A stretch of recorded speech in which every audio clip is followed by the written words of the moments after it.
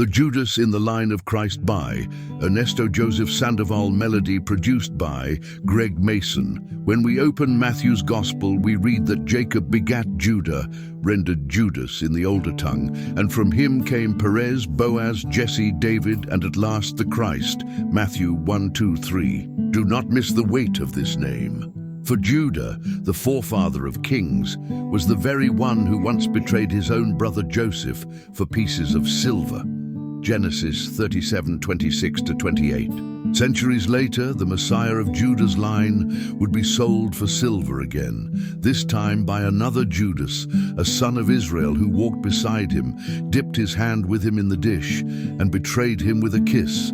Matthew 26:14-16, 47-49. The first Judah betrayed a brother, and yet became the vessel through which God preserved a nation.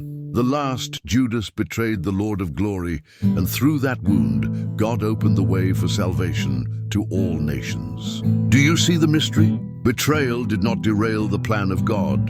It became the very door through which his plan burst forth. What men meant for evil, God meant for good. Genesis 50:20. The line of Judah was stained by treachery, yet God transformed that stain into the royal seal of his Son, the Lion of the tribe of Judah, Revelation 5:5. The betrayal of Judas was the spark that lit the fire of the cross, and the cross was the throne from which Jesus triumphed. Therefore learn this: God is never undone by the unfaithfulness of men. He weaves even betrayal into the tapestry of redemption. He chose Judas, not because of his loyalty, but because through his betrayal the scriptures would be fulfilled.